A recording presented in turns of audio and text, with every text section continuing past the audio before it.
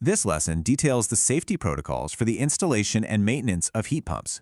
The content covers hazard identification, control measures, and emergency response. The lesson is structured in 5 sections: core hazards, preventative measures, personal protective equipment, formal protocols, and emergency response procedures.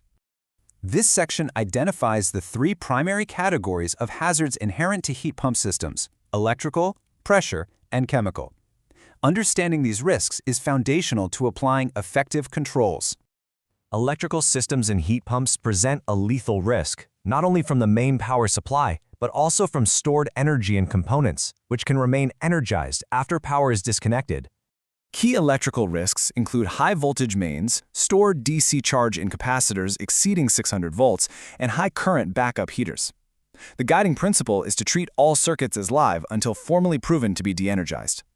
The high-pressure refrigerant circuit presents significant mechanical and thermal dangers, including component failure and severe tissue damage from refrigerant contact.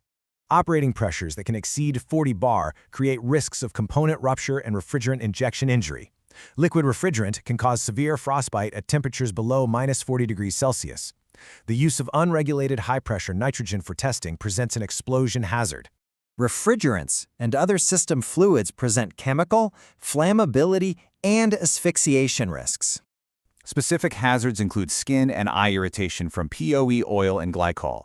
Flammable refrigerants such as R32 and R290 necessitate ignition control. Refrigerant leaks in confined spaces create an asphyxiation risk by displacing oxygen. This section details procedures for controlling electrical, pressure, and physical hazards. Implementation of these measures is required for a safe work environment.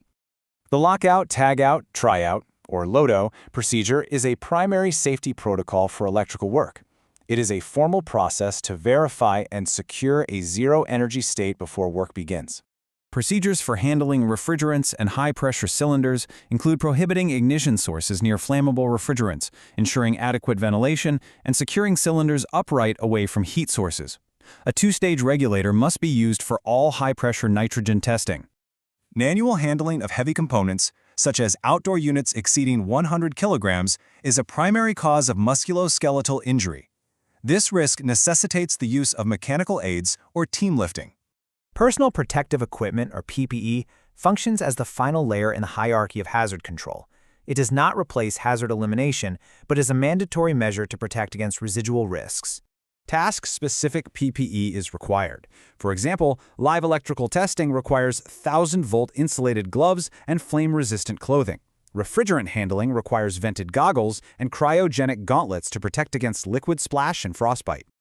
Formal protocols are required for handling hazardous substances and performing hot work.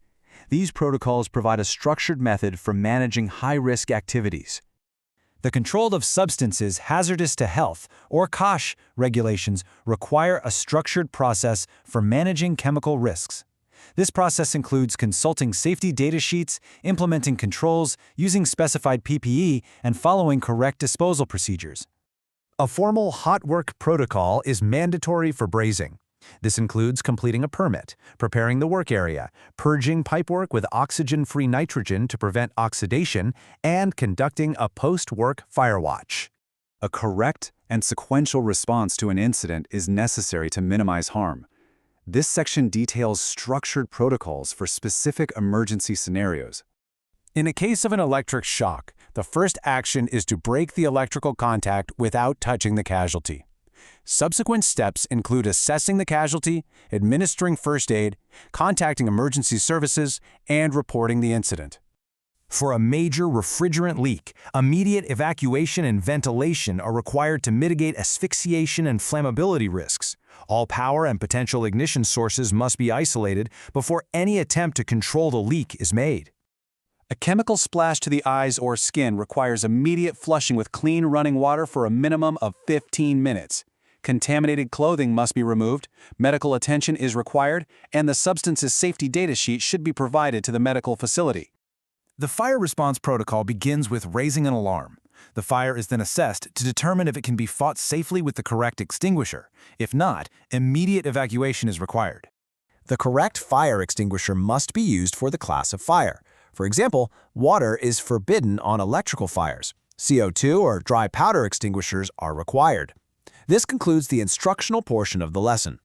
The consistent application of these safety protocols under operational pressure is a key component of professional practice.